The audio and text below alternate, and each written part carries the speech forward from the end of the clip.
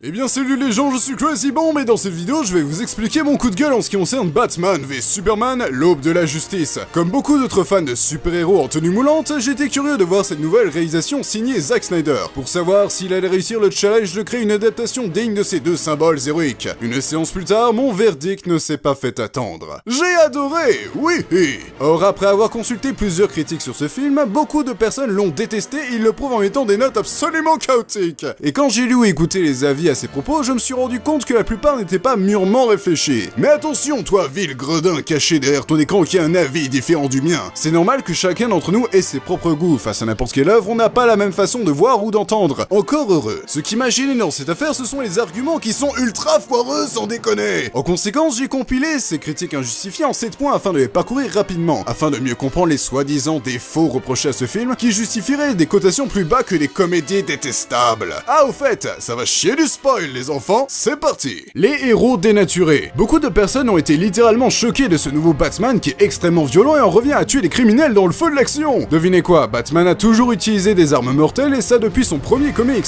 Même dans les autres adaptations cinématographiques, il a tué à maintes reprises et pourtant personne n'en parle. Certes, dans beaucoup de comics, il est cité que la règle numéro 1 du batounet, c'est justement de ne pas tuer. Or, dans cette version, cette notion est évoquée de manière subtile. Comme dirait Bruce Wayne lui-même, après 20 ans, combien de personnes à Gotham sont restées intègres? Au départ, le personnage était peut-être moins violent, or cela fait des années qu'il est face à des atrocités, des pertes, des traumatismes, des années qu'il devient progressivement tout aussi cruel que les monstres qu'il pourchasse. Batman est brutal car il juge que c'est nécessaire afin de lutter contre le monde rempli de ténèbres qui est le sien. Il représente l'opposition parfaite à l'ennemi qu'il a juré de vaincre, Superman. On reproche également à Superman d'avoir perdu toute sa personnalité héroïque, patriotique, noble et sans défaut. Donc vous voulez que le personnage soit chiant en gros. Je dis ça parce que tout ce qu'on retenait du personnage dans les autres versions, c'est que sa personnalité se résumait à être un boy scout, un mec droit et naïf, sans gros dilemme ou vraie psychologie. Cette fois-ci, les scènes consacrées à l'homme d'acier permettent de dévoiler les problèmes auxquels il est confronté, sa volonté de vouloir aider le plus de monde possible, assumer ses erreurs passées et supporter le jugement du monde entier sur ses épaules, et son désir de vouloir vivre une vie normale. Ce film a réussi à humaniser un personnage qui, malgré ses attributs divins, galère à trouver sa véritable place dans ce monde qui n'est pas vraiment le sien.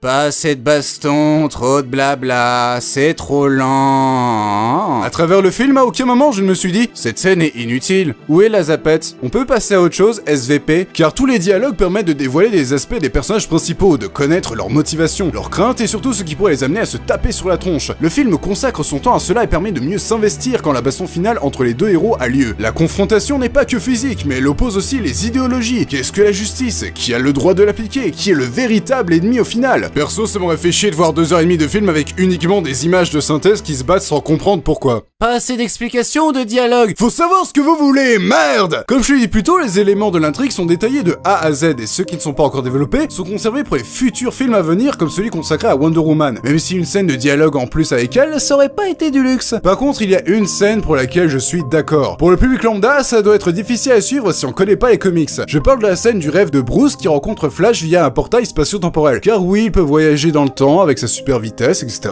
Il le prévient d'un danger imminent et qu'il doit réunir les autres, référence aux autres super-héros existants, futurs membres de la Ligue des Justiciers, afin de modifier le futur. La vision apocalyptique d'un Batman révolutionnaire dans un monde dévasté et dominé par les troupes armées sous le commandement de Superman fait référence au comics Injustice, dans lequel Lois, la femme de Superman, meurt et celui-ci décide de créer une suprématie, devenant le dirigeant de la Terre par la force, n'hésitant pas à tuer ennemis et amis afin d'appliquer sa propre justice intolérante. Un comics que je vous recommande d'ailleurs. Il est très cool et Superman y est plus sombre que jamais. Donc je peux comprendre le désarroi de certains par rapport à ce passage. En parlant de reproches scénaristiques, le peuple d'internet s'est moqué d'une scène en particulier. La scène où Superman est sur le point de mourir par la main du Chevalier Noir et il le supplie de sauver Martha, sa mère prise en otage qui, comme par hasard, a le même nom que la mère de Bruce Wayne, Martha Wayne. Batman décide finalement de collaborer avec lui et de partir la sauver. Les gens se sont moqués car, wesh, nos mamans ont le même prénom, devenons amis, ok.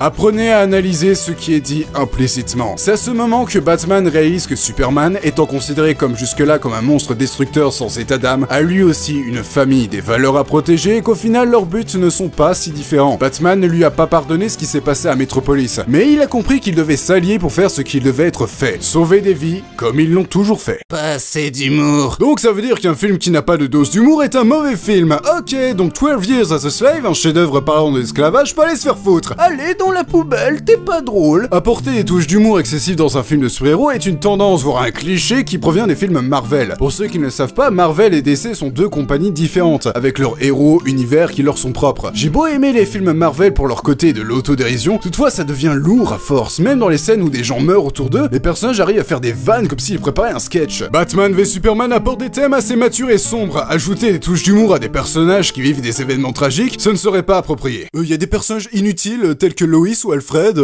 c'est eux qui permettent de résoudre les phases d'enquête afin d'expliquer plusieurs événements ou complots dans l'histoire. Ils servent à introduire des phases de dialogue afin de mieux comprendre les motivations des protagonistes, donc leurs présences sont nécessaires. Suivant! Y a des bâtiments qui explosent, ça fait référence au 11 septembre. Encore. En gros, si vous voyez un mec se prendre une balle dans un film, c'est une référence évidente à l'assassinat de Kennedy. Non mais quitte à avoir une réflexion foireuse, autant l'avoir jusqu'au bout. Aucune musique mémorable. Je dois admettre qu'il n'y a pas grand chose à se mettre sous la dent, même si la qualité des musiques reste irréprochable. On sent que Hans Zimmer utilise le même type de composition pour les films de super-héros. En même temps, il arrête pas d'enchaîner le même type de film ces dernières années. Difficile de se renouveler à chaque fois. Toutefois, il y a deux thèmes qui marquent bien leurs balls sur la table, tels que le thème de Lex Luthor, The Red Capes Are Coming, qui met en évidence son côté instable et vicieux.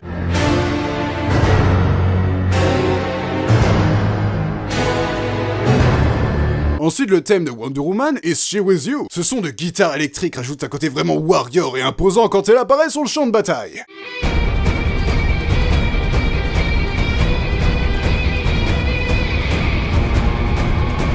Je tenais à faire cette vidéo non pas pour imposer mon avis, qui n'est qu'un avis parmi tant d'autres, mais pour simplement émettre une base de réflexion, de questionnement sur les qualités et défauts de ce film que j'ai personnellement apprécié. N'oubliez jamais que ce ne sont pas les chiffres qui vont vous prédire si vous allez aimer un film à l'avance ou non. Faites votre propre opinion, c'est le plus important que diantre. D'ailleurs, qu'est-ce qui vous a marqué dans Batman v Superman? Je suis curieux de connaître vos arguments dans la section commentaires. Merci de votre attention et sur ce, à plus les gens.